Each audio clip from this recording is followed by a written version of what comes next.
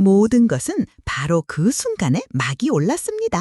10대 농구계의 빛나는 별 마이크 오도넬이 코트를 집어삼킬 듯 맹렬히 훈련하던 바로 그때였죠. 이것은 단순한 농구가 아니었습니다. 그는 코트 위를 자유롭게 비상하며 실로 시선을 사로잡는 압도적인 장면을 연출하고 있었죠. 바로 그 순간 팀의 머피 코치가 체육관에 들어섰습니다. 그에게는 마이크를 위한 매우 중요한 이야기가 있었어요. 코치는 마이크에게 체력을 비축하라고 간곡히 말했습니다. 이것은 평범한 시합이 아니었기 때문이죠. 그의 인생을 통째로 바꿀 수 있는 운명적인 경기였으니까요. 놀랍게도 한 스카우터가 경기를 관람할 예정이었고 마이크에게는 대학 전액 장학금이 걸려 있었습니다. 그리고 코치는 이 역사적인 순간을 남기기 위해 팀 전체 사진 촬영을 제안했습니다. 하지만 마이크는 진정한 의리를 보여주며 장비 담당인 네드를 기다려야 한다고 고집했습니다. 다른 선수들은 네드를 대놓고 얕보았지만 마이크는 그가 팀에 없어서는 안 될 존재라며 뜻을 굽히지 않았죠. 그 순간 마법사 의상을 입은 네드 골드가 등장했습니다.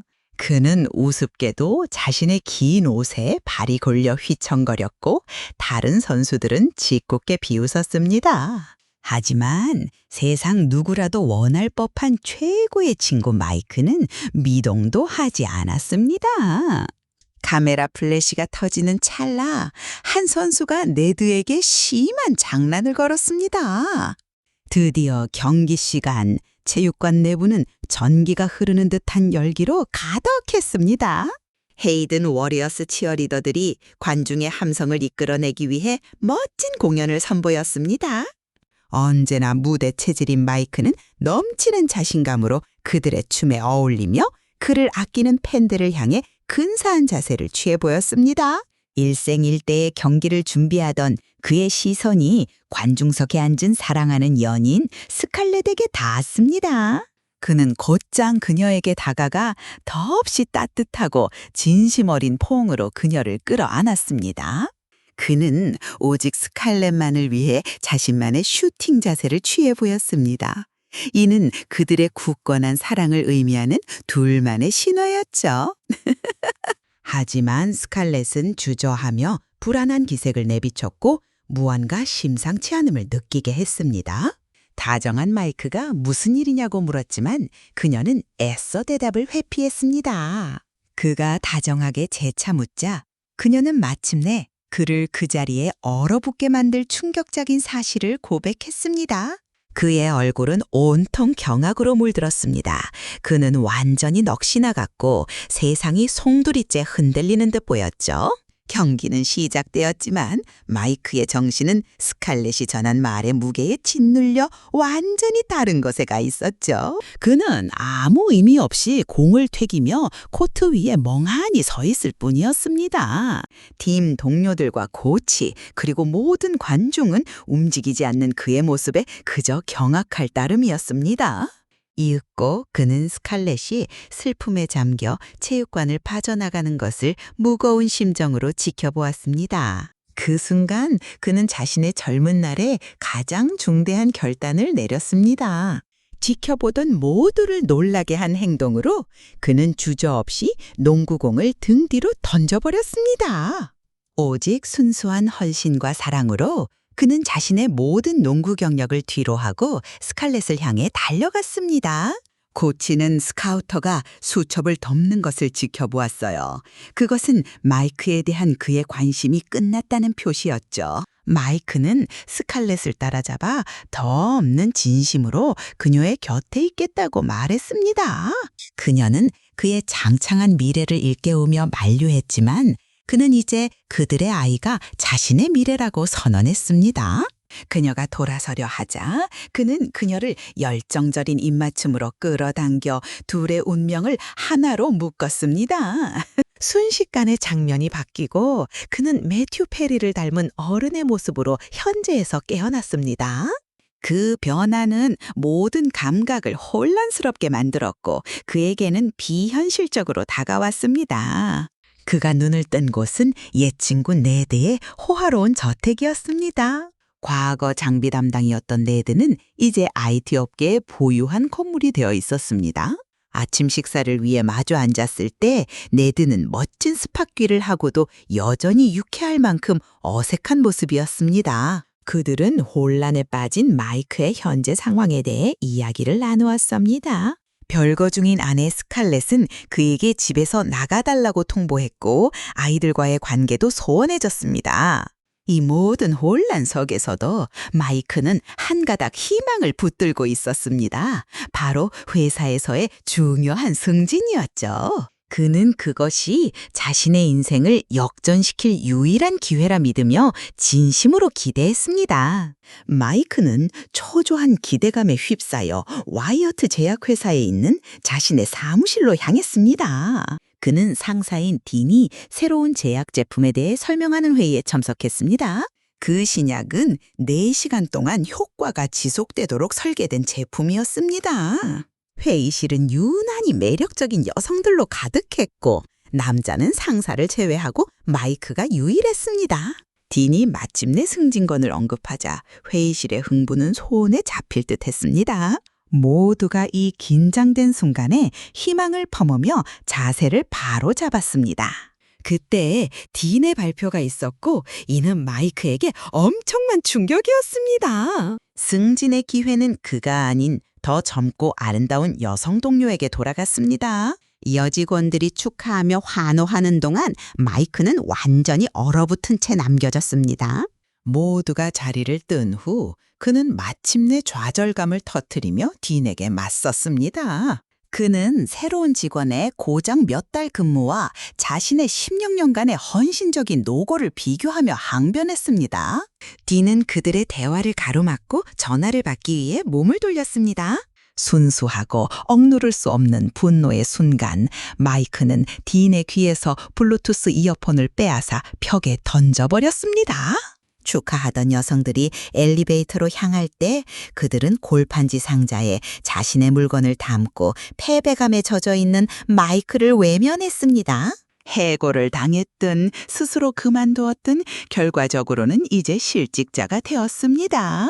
그는 수많은 추억이 깃든 장소, 그의 모교 헤이든 고등학교로 차를 몰았습니다. 그는 향수에 젖어 텅 빈 농구 코트로 걸어 들어갔습니다. 마이크는 복도의 트로피 진열장을 바라보다 자신의 1989년 팀 사진에 시선이 멈췄습니다. 그가 회상에 잠겨 있는 동안 학교 관리인이 그에게 다가왔습니다. 관리인이 그를 알아보자 마이크는 적잖이 놀랐습니다. 관리인은 마이크가 자신의 잠재력을 다 펼치지 못한 고등학교 스타였다고 말했습니다. 그는 사람들이 현재에 집중하는 대신 과거의 영광을 되새기기 위해 돌아온다고 이야기했습니다. 마이크는 과거가 지금의 현실보다 훨씬 낫기에 과거를 더 그리워한다고 시인했습니다. 그러자 관리인이 가장 의미심장한 질문을 던졌습니다. 만약 기회가 주어진다면 모든 것을 다시 시작하고 싶냐고요? 마이크는 공기 중에 무겁게 내려앉는 소망과 함께 진심 어리고 애틋한 네라고 대답했습니다. 관리인은 그저 모든 것을 안다는 듯 비밀스런 미소를 지을 뿐이었습니다. 마이크의 딸 매기가 친구들과 나타나면서 대화는 중단되었습니다. 마이크가 관리인과 다시 이야기하기 위해 돌아섰을 때 그 남자는 온데간데 없이 사라졌습니다. 그는 딸에게 그녀와 남동생 알렉스에게 아이스크림을 사주러 왔다고 알렸습니다. 아이들이 내켜하지 않는 것이 분명했지만 그는 어떤 연결고리라도 절실했기에 거의 억지로 그들을 데리고 갔습니다. 아이스크림 가게에서 가족은 긴장된 침묵 속에 앉아 있었습니다. 다른 가족들이 웃고 떠드는 동안 마이크와 매기 그리고 알렉스는 완전한 정적 속에 있었습니다. 아이들은 그 자리가 불편해 보였고 그와 어울리려 하지 않았습니다. 매기는 아이팟에 빠져 있었고 알렉스는 자신의 게임기에 완전히 몰두해 있었습니다. 마이크는 관계를 회복하려는 필사적인 시도로 알렉스에게 농구팀 입단 테스트에 대해 물었어요. 알렉스는 게임기에서 눈을 떼지 않은 채 퉁명스럽게 대답했습니다. 화제를 돌리기 위해 알렉스는 매기가 조지타운 대학교에 합격했다는 소식을 전했습니다. 마이크는 축하를 건네려 했지만 매기는 이어폰을 끼고 있지도 않으면서 듣지 못하는 척했습니다. 그 어색한 대화는 마이크와 아이들 사이에 깊은 간극을 여실히 보여주었습니다. 이후 그는 아이들을 집에 내려주었고 그들은 인사도 없이 안으로 들어가 버렸습니다. 그는 뒷마당에서 스칼렛을 발견했는데 그녀가 하는 일은 그야말로 참담했습니다. 그녀는 그의 소지품을 나무 분쇄기에 넣고 있었습니다. 그들의 이혼이 마무리되지 않았음에도 그녀는 그의 모든 물건을 처분하고 있었어요. 그녀는 자신의 인생이 어땠을지 한탄하며 보낸 그의 모든 세월에 대해 깊은 분노를 느끼고 있었습니다. 그는 자신의 삶이 흘러온 방식에 대해 실망했다고 인정했습니다. 그녀는 이제 그들이 마침내 서로의 발목을 잡는 것에서 벗어났다고 화를 내며 쏘아붙였습니다. 차가운 마지막 말과 함께 그녀는 법정에서 보자는 말을 남겼습니다. 그녀의 친구인 나오미가 도착했을 때 그녀와 마이크 사이에는 또렷한 긴장감이 감돌았습니다. 나오미는 스칼렛에게 다시 새로운 만남을 시작하라고 부추겼습니다. 스칼렛은 마이크에게 마지막 작별을 고하고 집으로 들어가 그를 완전히 홀로 남겨두었습니다. 마이크가 걸어 나오자 비가 쏟아지기 시작했습니다. 그가 빗속을 운전하는 동안 차의 라디오가 오작동하기 시작했습니다. 라디오는 저절로 채널을 빠르게 바꾸며 혼선을 일으켰습니다. 자, 다리를 건너던 중 그는 믿을 수 없는 광경을 목격했어요. 한 남자가 난간에 서서 뛰어내리려 하고 있었어요. 그는 급 브레이크를 밟고 그 남자를 향해 소리쳤고 그의 심장은 가슴속에서 세차게 뛰었습니다. 그 남자가 돌아섰는데 충격적이게도 그는 헤이든 고등학교의 바로 그 관리인이었습니다. 관리인은 놀란 마이크에게 미소를 지어 보였어요. 트럭 한 대가 손살같이 지나갔고 그 찰나의 순간에 관리인은 다리 난간에서 사라져버렸습니다. 마이크는 다리 난간으로 다가가 물속을 내려다보았습니다. 믿을 수 없게도 그는 소용돌이치는 물결과 그에게 손을 뻗는 자신의 젊은 시절 환영을 보았어요. 다음 순간 그는 발을 헛디뎌 극적으로 소용돌이 속으로 빨려 들어갔습니다. 그는 잠시 후 흠뻑 젖고 진흙투성이가 된 채 네드의 집에 도착했습니다. 그는 진흙을 씻어내기 위해 샤워를 했습니다. 그리고 그는 거울을 들여다보고는 순전한 경악의 비명을 질렀습니다. 그는 더 이상 예전의 모습이 아니었습니다. 그는 1989년에 잭 에프론처럼 자신의 전성기 시절로 돌아가 있었죠. 네드는 비명에 잠이 깨 상상할 수 있는 가장 유쾌하고 엉뚱한 방식으로 행동에 돌입했습니다. 그는 스파르타 투구와 전투 도끼를 집어들고 이 침입자로부터 자신의 집을 지킬 채비를 했습니다. 젊어진 마이크를 보고 그는 공격을 받고 있다고 착각하며 즉시 도끼를 휘둘렀습니다. 그들은 몸싸움을 벌였고 마이크는 이 불가능한 상황을 필사적으로 설명하려 애썼습니다. 네드는 겁에 질려 마이크의 설명을 도무지 이해하지 못하는 듯했습니다. 새로 얻은 젊음과 민첩함 덕분에 마이크는 미쳐 날뛰는 네드를 상대로 버텨낼 수 있었습니다. 두 사람의 다툼은 마치 서사시와 같은 환상적인 광선검 결투로 번졌습니다. 자신의 정체를 증명하기 위해 마이크는 오직 그와 네드만이 아는 구체적인 기억들을 털어놓았습니다. 네드는 마침내 우위를 점하고 마이크를 바닥에 제압했습니다. 그가 액자로 마이크를 내려치려던 순간 그는 마침내 액자 속 사진을 보게 되었습니다. 그것은 1989년 고등학교 졸업식에서 둘이 함께 찍은 사진이었어요. 마침내 모든 것을 깨달은 그는 충격으로 액자를 놓쳤습니다. 액자는 마이크의 머리에 떨어져 그를 기절시켰습니다. 마이크가 깨어났을 때 그와 네드는 이 기이한 현상을 이해하려 노력했었어. 뼛속까지 괴짜인 네드는 현상을 진단하기 위해 온갖 공상과학 관련 질문들을 쏟아냈습니다. 그는 이것이 영혼의 정령이 일으킨 변신 마법의 한 사례임이 틀림없다고 결론지었습니다. 마이크는 그 관리인이 자신의 개인적인 수호 정령임이 분명하다고 단정했습니다. 여전히 헐렁하고 더러운 양복을 입은 채로 그는 해답을 찾기 위해 헤이든 고등학교로 향했습니다. 그는 복도를 지나며 학생들에게 관리인을 본 적이 있는지 물었어요. 한 여성 관리인이 그에게 자신이 이 학교의 유일한 관리인이라고 알려주었습니다. 그녀가 떠난 후 그는 아들 알렉스를 발견하고 부르려 했지만 알렉스는 그대로 달아나 버렸습니다. 갑자기 불빛이 불길하게 깜빡이기 시작했고 그는 바닥에 있는 의문의 물웅덩이를 발견했습니다. 그는 양동이와 대걸레가 놓인 문까지 이어진 물자국을 따라갔습니다. 방안을 들여다본 그는 그곳이 바로 자신의 여정이 시작되었던 농구 코트임을 알게 되었어요. 그는 이제 자신이 무엇을 해야 하는지 깨달았다고 믿으며 네드의 저택으로 돌아왔습니다. 그는 이제 무엇을 해야 할지 안다며 완전한 확신을 가지고 선언했습니다. 그는 고등학교에 다시 등록하는 것이 자신의 계획이라고 결정했습니다. 네드는 회의적이었고 처음에는 그 계획에 동참하기를 거부했습니다. 얼마 후 네드는 마이크를 교장에게 새로운 전학생 마크라고 소개했습니다. 마이크의 패션 감각은 끔찍했습니다. 그는 케빈 페더라인처럼 옷을 입었는데 그게 멋지다고 생각했죠. 제인 메스터슨 교장을 만나러 가는 길에 마이크는 스탠이라는 다른 학생과 부딪혔습니다. 네드가 제인 교장을 본 순간 그것은 의심의 여지 없는 첫눈에 반한 사랑이었습니다.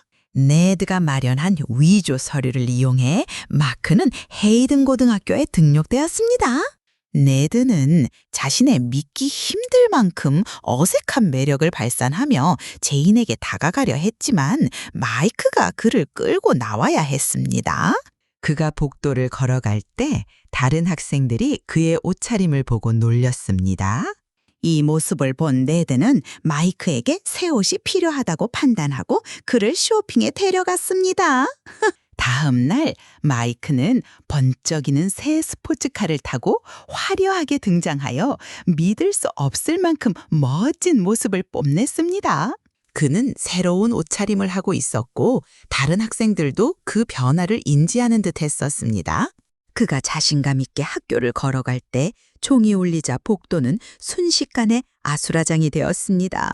그는 붐비는 복도에서 다른 학생들에게 이리저리 밀렸습니다. 수업 중에 그는 스칼렛에게서 전화를 받았습니다. 그녀는 그가 까맣게 잊고 있던 이혼 조정기 일에 늦었다고 상기시켰습니다.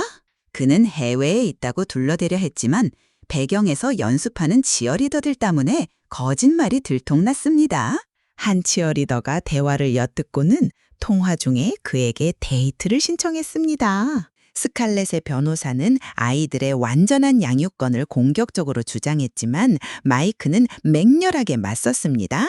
그는 이내 자신의 딸 매기가 법정으로 들어서는 것을 보았습니다. 그는 자신이 그녀가 생각하는 것보다 아이들과 훨씬 가깝다고 선언하며 판사에게 재판 날짜를 다시 잡아달라고 요청했습니다. 그는 매기에게 손을 흔들었고 그녀는 어리둥절한 표정으로 그를 쳐다보았습니다.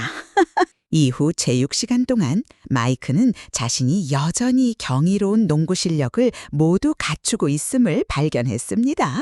그의 놀라운 경기력은 즉시 20년 전 바로 그 코치였던 머피 코치의 시선을 사로잡았습니다. 그의 기술에 감명받은 코치는 마이크를 팀 입단 테스트에 초대했습니다. 화장실에서 마이크는 팀에 합격했다는 환상적인 소식을 전하기 위해 네드에게 흥분해서 전화를 걸었습니다. 전화를 끊은 후 그는 아들 알렉스가 변기에 접착 테이프로 묶여있는 참으로 굴욕적인 광경을 마주했습니다. 마이크는 극도로 분노하여 이 잔인한 장난의 주동자가 누구인지 밝히라고 요구했습니다. 알렉스는 농구팀의 소행이라고 비참하게 밝혔고, 이는 마이크에게 큰 충격으로 다가왔습니다. 그는 자신의 아들이 그토록 인기가 없고 따돌림의 대상이라는 사실을 믿을 수 없었습니다.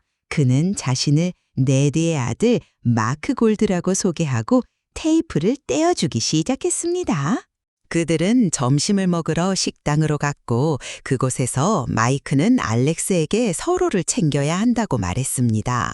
알렉스는 치어리더 단장인 니콜이라는 소녀에게 마음이 있는 듯 보였습니다. 그때 스탠이 이끄는 농구팀이 식당으로 들어섰습니다. 그들은 식당을 활보하며 작은 아이들을 밀치고 뻔뻔하게 음식을 빼앗았습니다.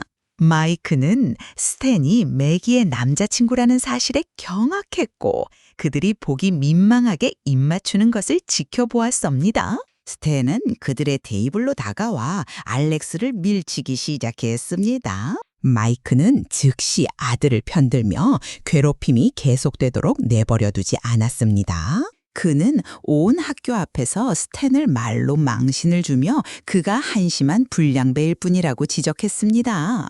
이 서사적인 설전을 펼치는 동안 그는 능숙하게 스탠의 농구공을 돌리며 그 순간에 멋을 더했습니다. 전교생이 환호성을 질렀고 못된 아이가 당하는 것을 보며 진심으로 통쾌했습니다. 네드의 저택으로 돌아와 마이크는 자녀들의 생활에 대한 좌절감을 토로했습니다. 그는 아들이 동네북이고 딸은 그를 괴롭히는 바로 그 녀석과 사귄다는 것을 믿을 수 없었습니다. 그는 마침내 자신의 영적인 사명을 이해하고 아이들을 돕기 위해 과거로 보내졌다는 것을 깨달았습니다. 그는 스칼렛의 집에 가서 마당에서 농구슛을 연습하는 알렉스를 발견했습니다. 그는 알렉스가 제법 실력 있는 농구 선수라는 것에 놀랐습니다. 마이크는 알렉스가 농구팀에 들어갈 수 있도록 돕는 것이 자신의 임무 중 일부라고 결심했습니다. 바로 그때 스칼렛과 나오미가 집에 도착했고, 알렉스는 마이크를 마크, 네드 아들이에요 라고 소개했습니다. 약간 취한 스칼렛은 마이크의 외모에 눈에 띄게 놀랐습니다. 그녀는 그의 얼굴을 잡고 볼을 꼬집으며 자신의 남편과 기묘할 정도로 닮았다고 말했습니다. 나오미는 그녀를 서둘러 끌고 가며 새로운 사람을 찾아 관계를 맺으라고 조언했습니다. 마이크는 실수로 농구공을 나오미에게 던지며 정중하게 그들의 결혼 생활에 간섭하지 말라고 암시했습니다. 다음 날 학교에서 그는 교실로 들어서다 스탠과 매기가 열정적으로 껴안고 있는 것을 발견했습니다. 그는 그들을 떼어놓고 자리에 앉았고 두 사람은 짜증스러운 기색이 역력했습니다. 그날의 수업 주제는 금욕이었고 마이크는 환상적인 생각이라며 전적으로 지지했습니다.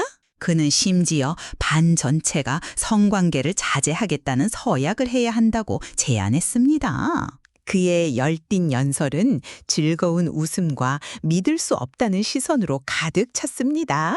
안전한 성관계의 중요성을 강조하기 위해 선생님은 콘돔 상자를 돌렸습니다. 마이크는 이에 완전히 즐겁했고 반면에 스탠은 담욕스럽게 한 움큼을 쥐었습니다. 마이크는 진정으로 사랑하는 여성과만 관계를 가질 것이기에 하나도 필요 없다고 자랑스럽게 선언했습니다. 그는 이어서 성관계는 아이를 원하는 결혼한 부부를 위한 것이라고 말했습니다.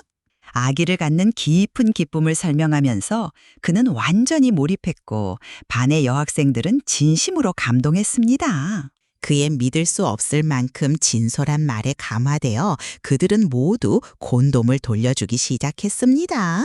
하지만 스탠은 더 많은 콘돔을 가져간 뒤 매기의 의사와 상관없이 그녀에게 입을 맞췄습니다. 의로운 분노에 가득 찬 마이크는 스탠에게 달려들었고 큰 싸움이 벌어졌습니다. 싸움은 휴대폰으로 녹화되어 학생들 사이에 빠르게 퍼져나갔습니다. 망신을 당한 마이크는 그의 아버지 네드와 함께 교장실로 불려갔습니다. 네드는 제인 교장에게 잘 보이기 위해 인상적이라고 생각하는 옷을 입고 나타났습니다. 그는 기묘한 구애 기술을 시도했지만 제인은 전혀 감명받지 않고 그를 거절했습니다. 이후 마이크는 스칼렛의 집에 가서 그녀가 정원을 가꿀 준비를 하는 것을 발견했습니다.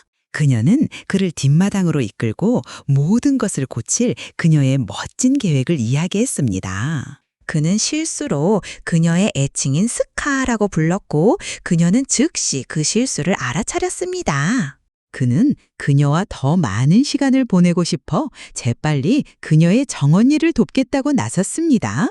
이어지는 장면들은 마이크가 알렉스를 훈련시키고 스칼렛을 도우며 매기를 스탠으로부터 떼어놓으려 애쓰는 모습을 보여줍니다. 한편 네드는 제인에게 구애하려는 그의 유머러스하고 매력적인 시도를 끊임없이 이어갑니다. 입단 테스트 후 마이크와 알렉스 둘 다 농구팀에 선발되었습니다. 스칼렛은 아들에 대한 멋진 소식을 듣고 진심으로 기뻐했습니다. 그녀는 완전히 새롭게 디자인된 완성된 뒷마당을 그들에게 보여주었어요. 마이크는 그녀에게 칭찬을 아끼지 않으며 그녀만의 조경 사업을 시작해야 한다고 제안했습니다. 그녀는 그의 격려와 지지에 기뻐하는 듯 보였습니다. 그러고 나서 그녀는 춤을 추러 가는 데이트가 있다고 밝혔습니다. 그는 그녀가 거울 앞에서 춤 동작을 연습하는 것을 보고 자신에게 가르쳐 달라고 부탁했었어. 그들은 함께 춤을 추기 시작했고 둘 사이의 교감은 정말 손에 잡힐 듯하고 멋졌습니다. 그는 그녀에게 그녀와 남편이 다시 합칠 가능성이 있다고 생각하는지 물었어요. 그녀는 슬픈 확신을 가지고 그럴 일은 없을 거라고 단호하게 말했습니다. 그들의 순간은 그 장면을 당연히 이상하게 여긴 알렉스에 의해 방해받았습니다. 그는 그녀의 데이트 상대가 도착했다고 알렸는데 그는 다름 아닌 마이크의 끔찍했던 전상사 딘이었습니다.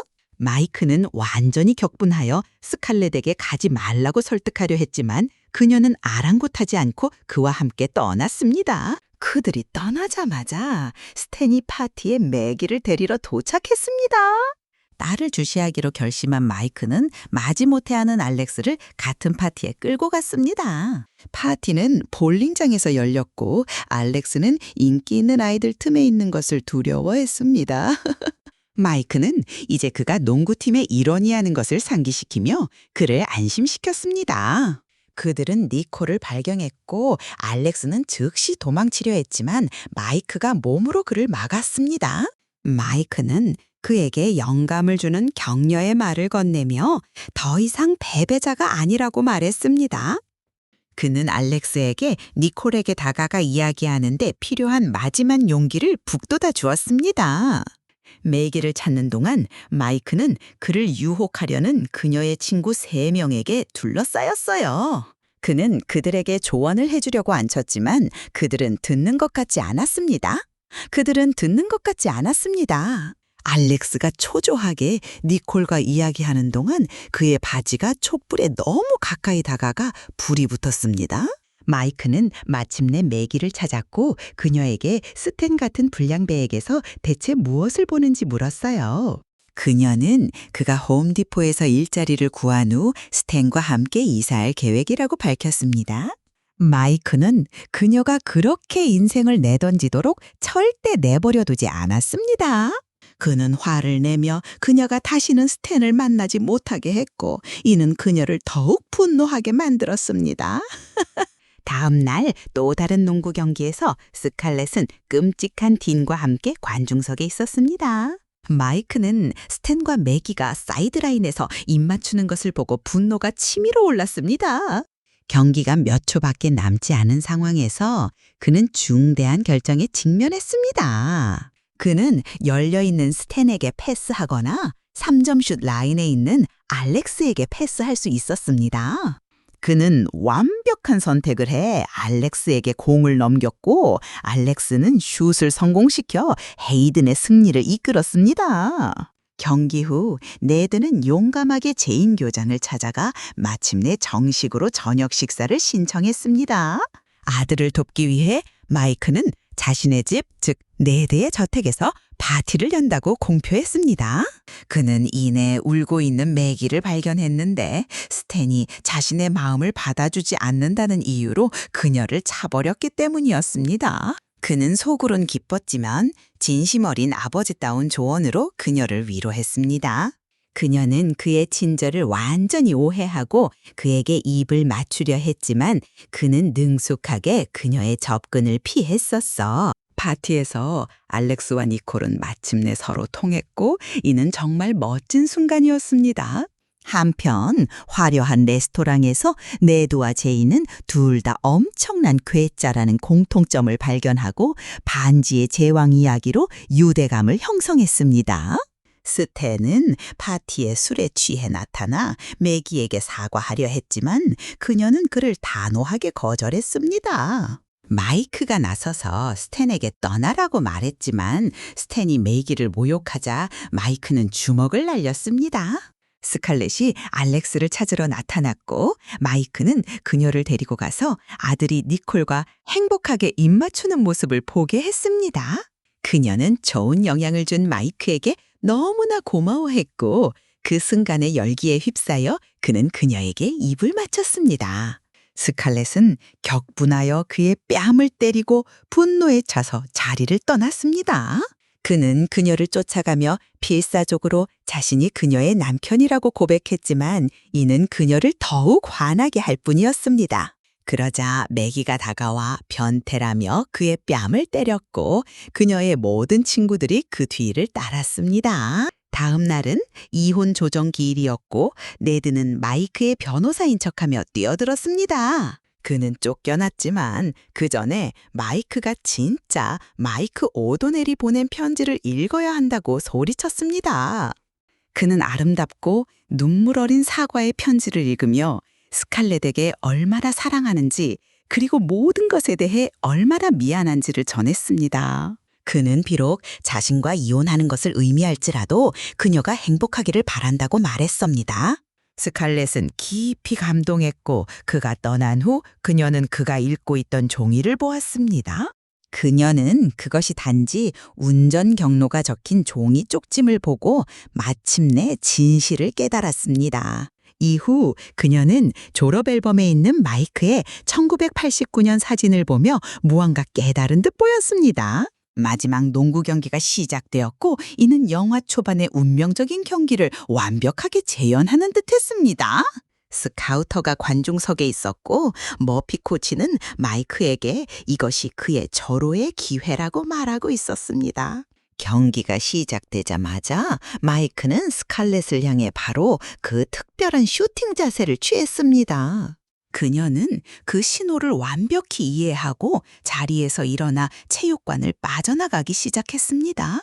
그것은 정확히 같은 상황, 20년 전 그가 직면했던 똑같은 불가능한 선택이었습니다. 이번에는 아무런 망설임 없이 그는 공을 아들 알렉스에게 건네고 아내를 뒤쫓아 달려갔습니다. 그가 복도를 달려내려갈 때 관리인은 그의 임무가 완수된 것을 자랑스러운 미소로 지켜보았습니다. 마이크의 시야가 흐려졌고 눈부신 빛의 섬광 속에서 그는 다시 나이든 자신의 모습으로 변했습니다. 그는 문으로 달려 그를 기다리고 있는 스칼렛을 발견했고 그녀는 정말 그가 맞는지 물었습니다. 그는 마이크, 그녀의 남편이었고 마침내 자신이 있어야 할 곳으로 돌아왔습니다. 그는 그녀를 얼마나 사랑하는지 말하고 그녀가 늘 받아 마땅했던 그런 남편이 되겠다고 약속했습니다. 그녀는 그를 온전히 용서했고 두 사람은 가장 아름답고 진심 어린 입맞춤을 나누었습니다. 알렉스는 이어서 헤이든 고등학교에 결승골을 넣었습니다. 마이크와 스칼렛은 화해하고 다시 시작할 준비가 된 채 함께 걸어나갔습니다.